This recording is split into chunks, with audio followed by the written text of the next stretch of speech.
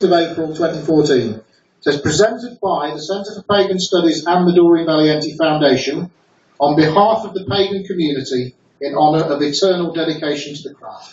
So that's for your day today.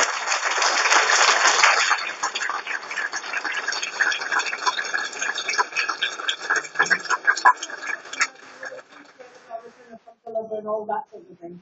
I'm really pleased about that. Bless you all, and long may it rain. Now, shall I take that for a moment?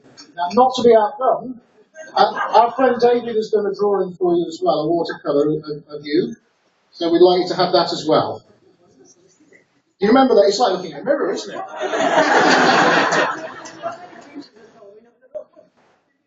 Thank you so much. It's very nice. Thank you. It's all right.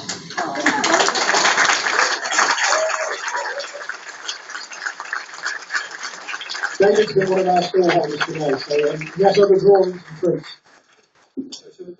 So I think we better get on with the raffle, hadn't we?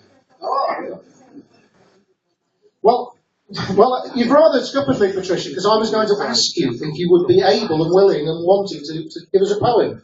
Shall we have a poem? Yes! So I think, Patricia...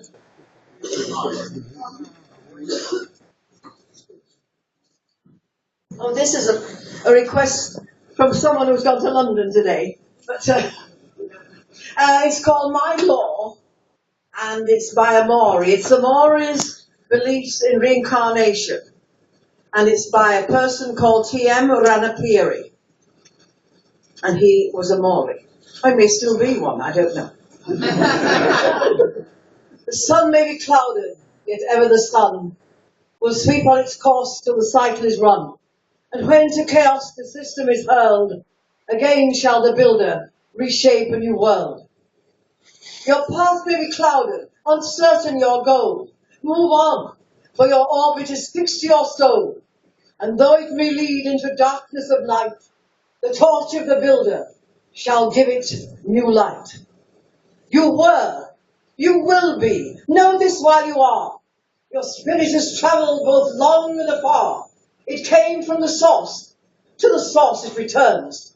The spark which is lighted eternally burns. It slept in a jewel.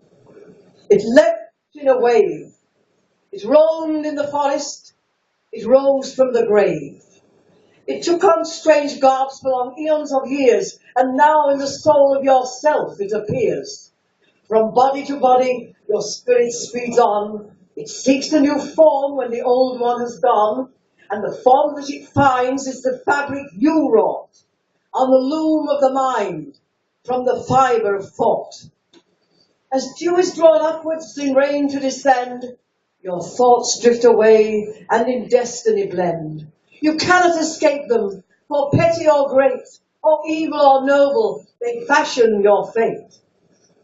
Somewhere on some planet, sometime and somehow, your life will reflect your thoughts of your now.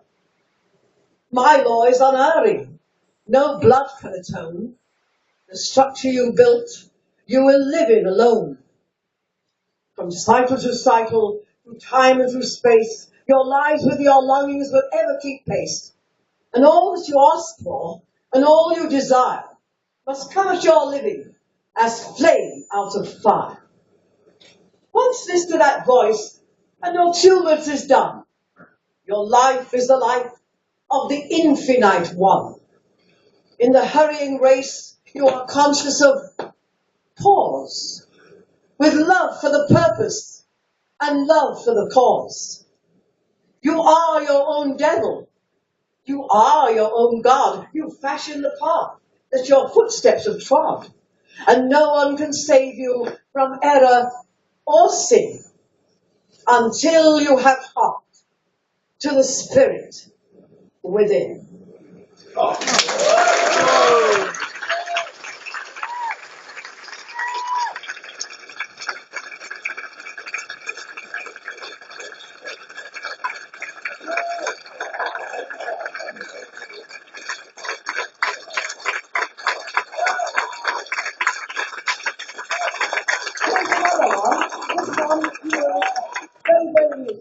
It's called Sabbath Morn, by P.R. Stevenson.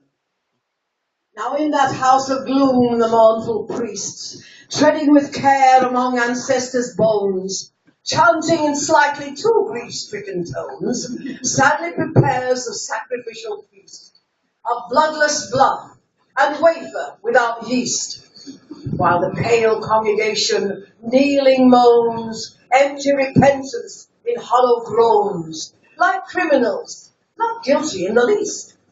So into the fields, my love, it's time to go. These miseries will keep them occupied an hour or more.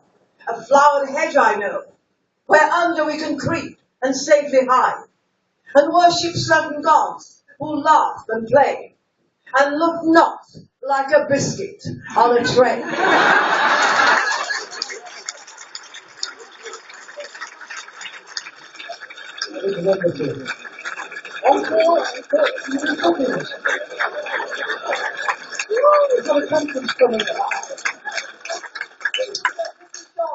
One that Joe gave to me, and it's called The Awful Curse.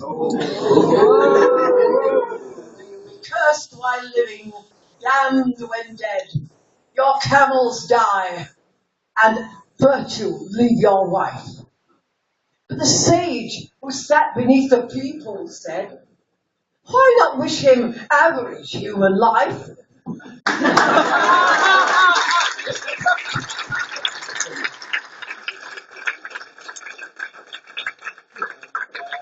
Thank you, ladies and gentlemen. I refuse to be outdone. The boys stood on the burning deck.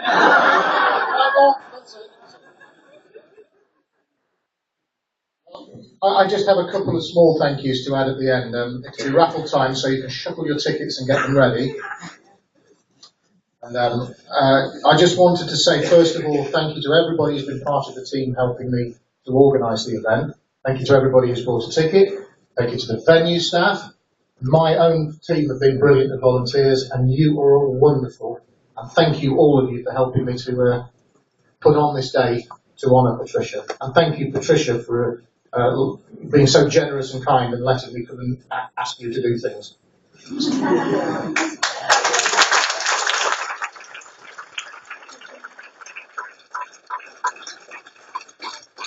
So without further ado, I mean, Patricia, you're the only person in this room who knows what any of these prizes are. But could we ask you to pick the winning tickets? One or two for us? They all came from go towards the Dogs Trust. Is it Dogs Trust? Dogs Trust, that's right. And because they do a very good job looking after all these dogs. And these are things I bought, and they've been in my temple for a long time, sometimes 30 years, but they're all worth a lot more than £1, I would say. So I know you'll enjoy them.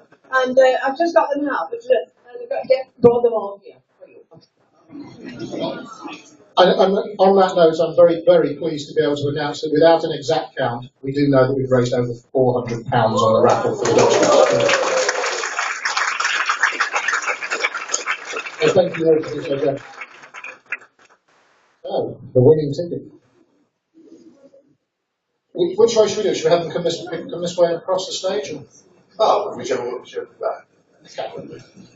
We're going to have to get moving on this because obviously there's rather a lot of prizes. Yeah. So the first person to come and have a pick from the prizes is ticket number on a peach coloured ticket 346. So who's got 346? No. Hey, the winner.